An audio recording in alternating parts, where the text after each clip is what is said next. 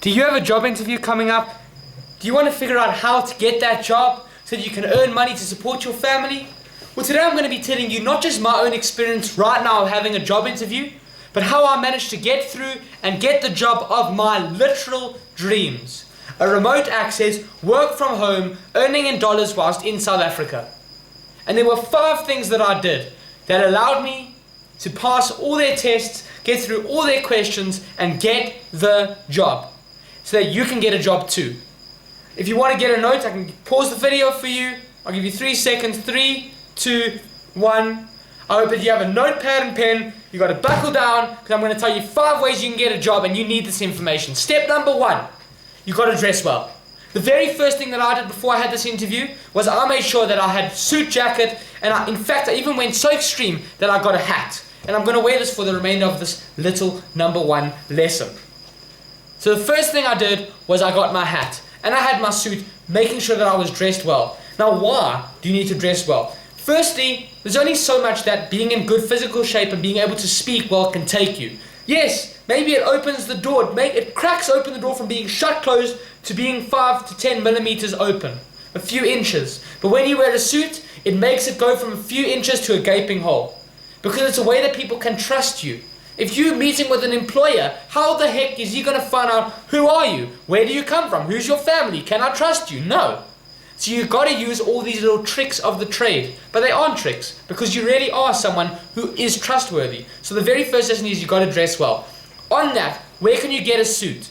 Well, if you don't have much money and you're looking for a job, because most of us are looking for a job because we need money, you can go to a second-hand shop. I got so many of my jackets. This one, I have a tweed one, I have a woolen one, I have a polyester one. I got them all through thrifting from my local second-hand shop, and each one cost me no more than $10 to $20. And if you're in South Africa, that's about 200 to 300 rand. Not that much. And you can, if you are a man, if you're an older person, or you're a little bit of a larger person, you will have an even easier time. Because people usually give off the best suits. The other day I was at the second-hand shop, and I saw this deep green suit. It also included a waistcoat, and unfortunately it was too big for me.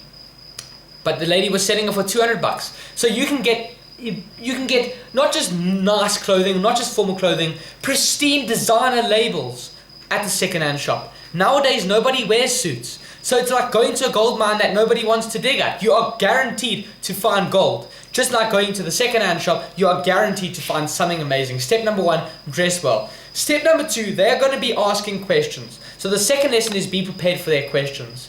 Now the lady said, assume that you're in a sales position. I said, okay, I'm in a sales position, got it. And now something goes wrong. Your phone breaks. Your phone breaks and you need your customer, you need something from the customer. I'm going to tell you how to deal with it. What you do is, you got to give yourself time to think. So I said, ma'am, are you saying that I'm in a sales job and that something goes wrong like my phone breaks? So I just repeated the question to her. And then I said, I'm going to tell you why I would solve the problem. And you know what? It just so happened that my phone broke the other day. And I told her exactly my thinking. I said, if my phone breaks, the first thing I do is I think about the purpose of my phone. It's a communication device, which means I needed to communicate with the customers through emails, WhatsApps, whatever the story is. So, after that, I might also need Google. I might need access to the internet through my cell phone to maybe search up different keywords, different terms that the customers might use. For example, they may use fancy jargon like being exposed or doing trading or derivative trades or SaaS or whatever the story is, and I might need my phone to deal with that customer and sell them something because I'll need the internet, not just to keep in communication with them, but to make sure that I'm clued up and up to scratch with the lingo that they're using. So I just repeated the question to her and I fleshed it out and I answered the question. I said, ma'am, I'm going to tell you the way I solve this problem is I take the SIM card out my phone, I put it in my i7 computer, I use my computer to connect to the internet, finding all the keywords, and I use WhatsApp web because that's exactly what I did in my life. And so you're going to get tough questions like that. All you're going to do is give yourself time to think. The man also asked me a story about my books because behind me is a beautiful bookshelf. He said, behind you, I see a bookshelf. Can you tell me about 2 books? I said, sir, are you referring to the bookshelf behind me or these 2 books right in front of me? Giving myself 10, 15 seconds to think of an answer.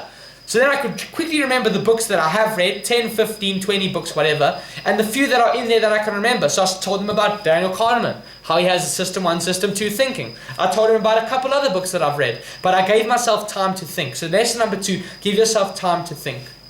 You know, I think that giving so many different lessons to get a job interview is just going to dilute it. These first 2 are gold. Dress well and give yourself time to think. Step number 3, you got to be able to talk well. Now for me, I make videos and I learn how to speak and connect with you. You and me be like friends. But sometimes it becomes tricky if you're just a normal person to learn how to speak well. So the 3rd lesson is do whatever you have to do. Take an acting class, make videos online, or start writing a manuscript and telling your own story, because that will help you to speak well. In the interview, they're going to ask you, like they did, why are you reading books? Or why are you so motivated to earn money? And because I'm able to make these videos and speak like that, I can think of an answer. So I'm going to tell you right now exactly why I'm motivated, and it's because I have deep sense of gratitude. In fact, the other day I made a video about this. I said how some people earn so much money every month, and I try 10 times harder, riding my bike, taking second-hand items, working on an online marketplace, doing everything I can, and I can barely scrape by earning $10, $15 if I'm lucky at the end of every month. And so I said that the deep-seated gratitude that I have is what motivates me to succeed. Because so many other people have so much, and they don't even have it at the forefront of their mind to understand that they have been blessed. And so because I'm able to think quickly and speak on my feet, I was able to give them the answer that they wanted. Now, the number 4 is a general point. You've got to be able to build trust. We've spoken how you need to, wear nice clothes or speak well. But the 4th one is build trust. And building trust is contextual. In this one, it was a remote job. So in order to build trust, I needed to make sure that my internet wasn't patchy, that my internet connection was spick and span, that my megabits up and down were at least 200, 300. And I made sure to check out my internet. Yes, we had a problem on the call. That is unfortunate.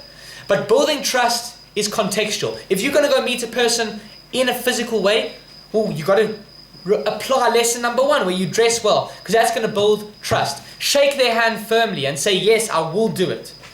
Or what I've done in this one is I went the extra mile. He asked me for a CV, I sent the CV. He asked me, please be here at 9:30, and I was there at 9:30. So number 4 is about building trust, but it's contextual. And you've got to understand, are you applying for a remote job? Is this in person? Are you going to work in a restaurant? Are you going to clean the floor? And based on that, what are you going to do? If you're going to be working as a tea lady in a restaurant, or if you're going to be working as a tea lady in an office, what you need to do is you need to make sure that you're there on time. You need to be on your phone responding to them as if you're already employed. And that leads me on to number 5. Treat your employer or the interviewer as someone who has already employed you, as if they are the boss. Yes, boss, you want me to be at 9:30, I will be at 9:30. You want me to dress in this way, I will be there in this way. You want me to wait for an hour, I will wait for an hour, not a problem. Please tell me which hours you can work. Sir, you the boss, I can work any hours, American hours, South African hours, European hours, I don't mind. And so with these 5 tips, knowing how to dress well, knowing how to speak well, knowing how to convey trust, knowing how to get the job done, and treat a person as your boss, you, my friend, will almost be guaranteed to get a job. You know, Dr. Seuss or Dr. Seuss wrote a book, Oh, the Places You'll Go. And if you flip through the end of the book, and I've looked at it, it's a children's cartoon book. At the end of the book it says, oh, the places you will go. You will move mountains. And it goes something like, will you succeed? Yes, you will indeed. 98 3/4% guaranteed. And so with that, I wish you, take the lesson of the book. And kid, you'll move mountains. 98 3/4% guaranteed. But I believe in you. If you take these 5 lessons, you will guaranteed get a job. Now all you need to do is go find the opportunity.